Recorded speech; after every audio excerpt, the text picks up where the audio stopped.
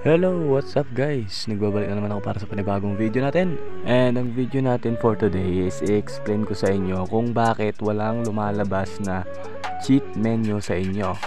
Well, may ginawa naman akong tutorial para dyan. Like, in-explain ko dun kung paano nyo gagawin yung paano nyo ipapalabasin yung cheat menu sa sa device nyo, 'di ba?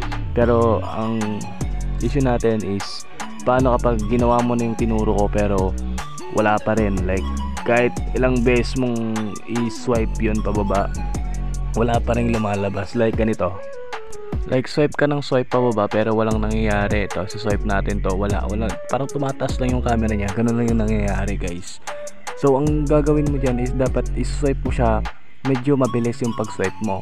Like i-swipe mo siya like siguro mas mabilis sa usual na pag swipe mo, kasi pag sinwipe mo siya ng mabagal lang, yung camera yung gagalaw. Pero pag mabilis yung pag swipe mo, lalabas yung cheat menu. And i-swipe mo siya dun sa bandang gitna, dun sa may bandang taas ng gitna, dun yung i-swipe. Pero pag wala pa rin, ganito kasing issue nyan. So yung APK nyo, yung pinaka problema dyan, yung APK na download nyo is hindi siya naka-Cleo cheat. So yung Cleo cheat, yung nagbibigay ng access sa atin para magkaroon ng cheat menu. So yun yung nagbibigay sa atin ng parang access ba sa isang cheat menu.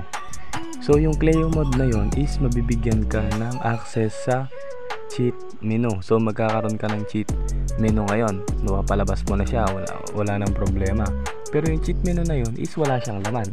Ngayon, yung walang laman na cheat menu, maglalagay ka ng script. So walang problema dyan kasi mabilis lang yung process nun. May tutorial naman akong ginawa para doon. So ililink ko na lang dyan mamaya yung video ko about doon. So mabilis lang yan, lalagyan nyo lang siya ng cheat script and you're good to go. Ganun lang yan. And then kapag wala talaga, hindi naka Cleo mode yung APK nyo, malalaman nyo yan kapag ganito. Wait lang, papakita ko sa inyo. So ito, pag open nyo ng GTA nyo, click nyo offline, then start game nyo na. Then ito, hintayin lang natin tong loading na to. Dito nyo malalaman kung may menu yung sa'yo, may naka-Cleo mode yung sa inyo o hindi. Tignan nyo dito sa parang bottom left. Ayan o guys, Cleo Android, sabi nyo doon, nakita nyo, diba? Ulitin natin.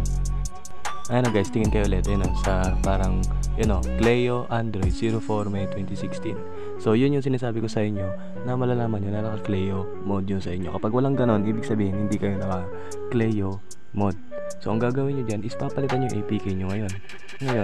Yung tutorial is ililink ko dyan, makikita nyo dun sa taas ng natin, yan, parang dun sa I, dun magpapakita. Pero pag wala dun, ibig sabihin hindi ko pa ginawa yung video. So comment nyo na lang down below kung gagawin ko na yung video, kasi kapag marami nagre-request, gagawin ko na talaga. Pero kapag wala, siguro mga 2 days, 3 days ko pag gagawin, kasi yung mga ginagawa rin ako eh. So yun ang sagot sa tanong nyo kung bakit walang lumalabas na Cleo menu dun sa GTA San Andreas nyo. So ulitin ko ulit yung rason, hindi naka-Cleo mode yung APK nyo. So ang gagawin nyo, papalitan nyo ngayon yung APK nyo. Hindi nyo na kailangan i-download yung OBB kasi isa lang naman yan. Ang gagawin nyo is yung APK lang yung papalitan nyo. So gagawin ko yan ng tutorial siguro mamaya or siguro 2 days, 3 days, depende kung marami nang nag-request talaga. Gagawin ko na talaga para sa inyo. So yun lamang sa video na to. Wala naman ako sasabihin na iba. Yun ang sinagot ko na yung mga tanong nyo. So yeah, salamat.